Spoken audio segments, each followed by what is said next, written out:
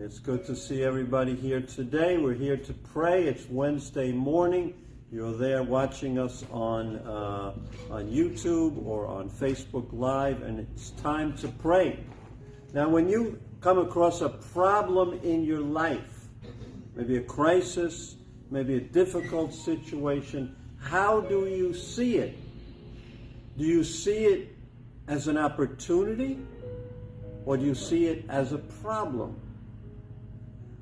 And how we see the same situation will affect what we do. And one thing I know is God is always at work no matter what situation we face. No matter what's going on, God is at work. Can I get an amen on that one? Is God always at work? Amen. He is always at work.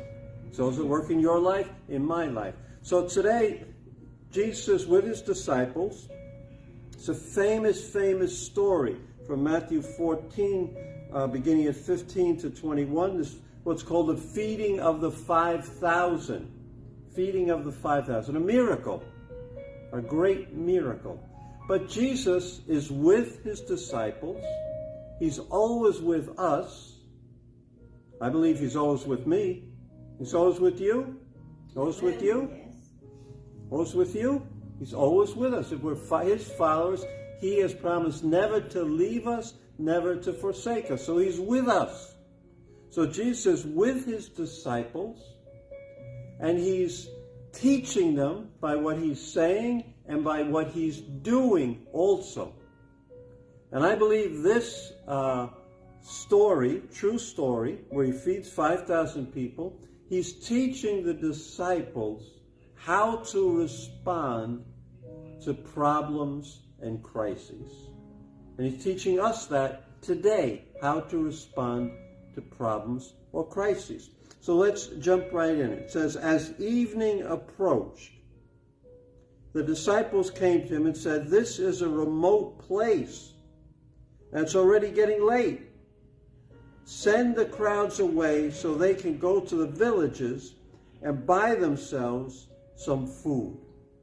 So there's all these people, 5,000 men, plus women and children, would mean most people think about 12,000 people there, and they didn't have any food. Now the disciples, they're taking initiative, but not initiative in a good way. They see a problem. They see a crisis. So it says, as evening approached, they had a long day, a really long day. If you look just prior to that, John the Baptist had just been beheaded. Things were starting to get serious. They probably were thinking, this is not what we expected to happen. Jesus had withdrawn. Now all these people are here. He's been teaching them all day long.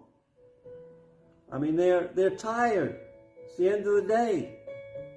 And so they take the initiative to come to Jesus, but not the initiative to come to ask him to do something, except tell him to get these people out of here. It's a problem. You got to get rid of this problem. It's a remote place, and it's getting late. So they're focused on the problem. They're focused on the problem. It's evening. People are hungry.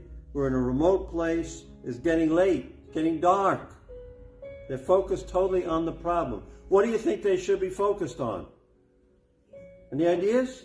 On Jesus. On Jesus. Jesus is right there.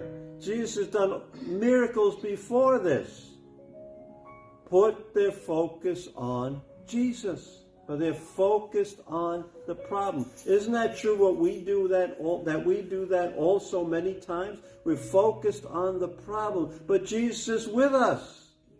Jesus is with us. He's with us all the time. We're in the hospital. Jesus is with us.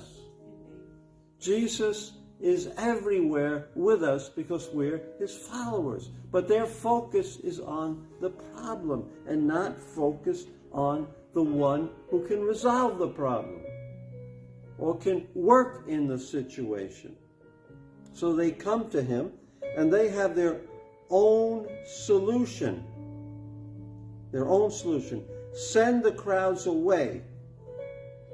Get rid of this problem. That's their solution. Send these people away. These people are a problem. You ever think that in your life? These people in my life, they're a problem. You got to get rid of them. That's what they're thinking. Send the crowds away so they can go to the village and buy themselves some food. Let them deal with it. It's their problem. Let them deal with it. Get them out of here. We got enough food for ourselves. We'll go get some. We'll go to McDonald's, or we'll go to some diner in the area. We'll eat, the 13 of us. We'll have a good time. Send these people away. It's not about them. It's about us anyway. That's their mentality. So Jesus listens to them, and I'm sure he was thinking in his mind, he knew what he was going to do. One of the other versions says he knew what he was going to do, but he wants to test them. And when he tests us, he's teaching us something. He wants to teach them. See, their focus is on the problem, which is the wrong kind of focus to have, no matter what's going on.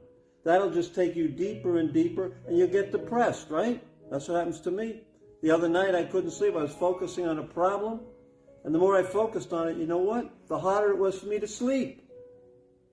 So I kept going around and around and around, so finally I had to get up and start reading the Bible. Focus on Jesus, not the problem. So they're totally focused on that. And Jesus, he's challenging them now. He says, Jesus replied, verse 16, they do not need to go away. You give them something to eat. In other words, you solve the problem. Okay? Start thinking, he's trying to break their mentality. Problem, get rid of the problem. He's trying to have them think a different way. Transform the way they think about things. Open their mind to possibilities of what is God doing here. Isn't that a great question to ask when you're in a situation or somebody's in a situation? Instead of saying, how can we get rid of this problem? Think, what is God doing here? What is God doing in this situation, in this problem, in this difficulty? What is God teaching me? What is God teaching this other person?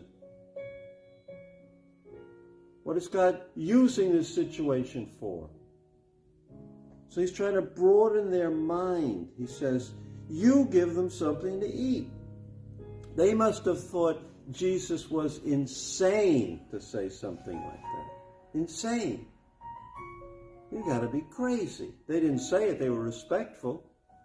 But 12,000 people here, you want us to give them something to eat? Are you kidding me? So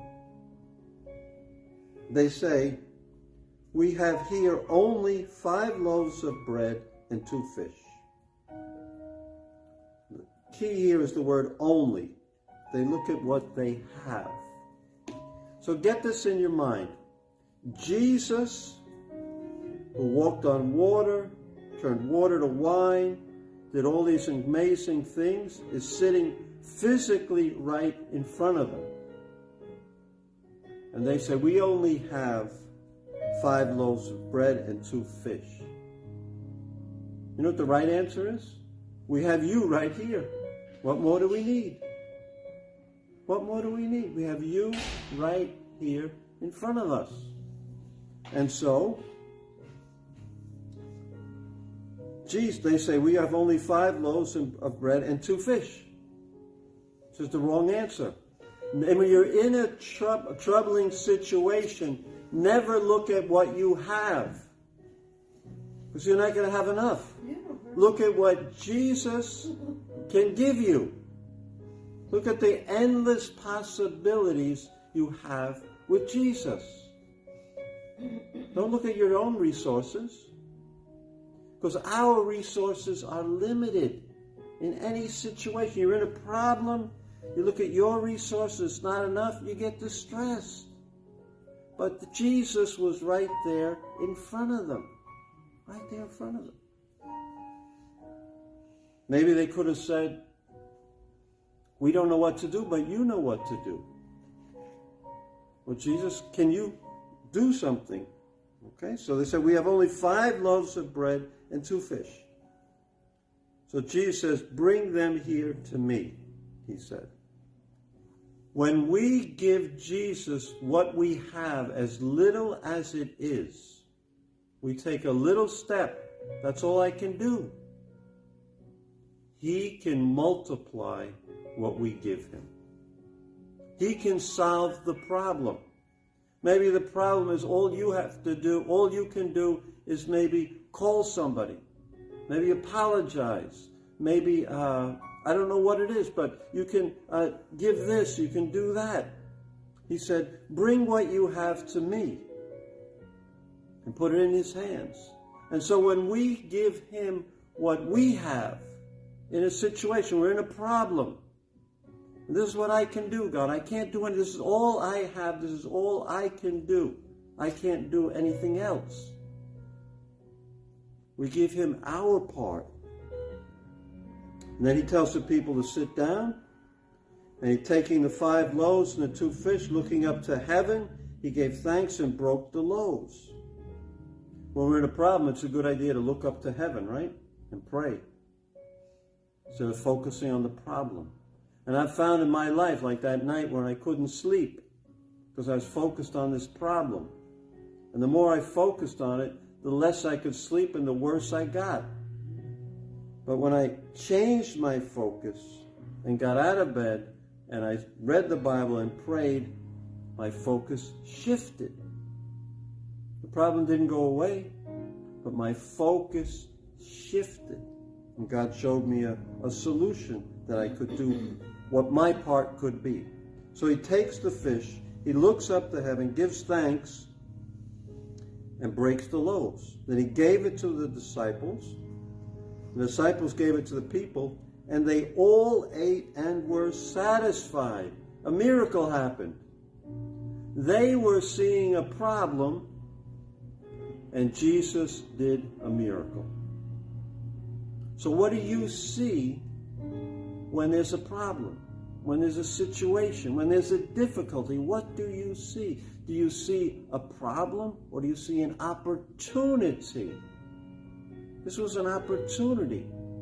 And we're still telling this story 2,000 years later about God's provision, God's faithfulness in the midst of a problem. And they even picked up leftovers. So the question we have to always ask ourselves when we're in a difficult situation, when we're in a stressful situation, how are you going to look at it? As a problem or as an opportunity? And I'm telling you, what the way you look at it is going to change the way you react and what you do. Naturally, our default is to look at it as a problem, try to get rid of the problem. We say, let me look at this differently. What are you doing, God? What are you saying to me in this, God? What are you? How do you want to handle this, God? And come to God in prayer and pray to him. And so one time this man that I respected a great deal, his name was David Denyer, we were at a prayer meeting, and he was older than me, one of my teachers, and he asked for prayer because his 9-year-old granddaughter had a cancerous brain tumor. And he cried and he asked for prayer, and they prayed for him. And later on I asked him, how do you, Dr. Denyer, how do you handle situations like that? I mean, I have grandchildren now, and I couldn't even imagine how you respond. I said, how do you handle situations like that? And he said, Willie, I look at it as one more opportunity to trust in the Lord. He didn't see it as a problem. He said an opportunity. This is another opportunity to trust in the Lord. Isn't that great? So let's trust in the Lord. Whatever our problems are, I'm sure I'm not the only one here with problems. Anyone else here have problems? We all have problems. Let's look at it as an opportunity to trust in the Lord and give to Jesus what we have and let him work on the problem. Amen? Today we're going to focus on praying for people, And that's going to be our focus of prayer today. If you need prayer, you can send a comment or send a text or a message, and we'll be happy to pray for you also. Amen.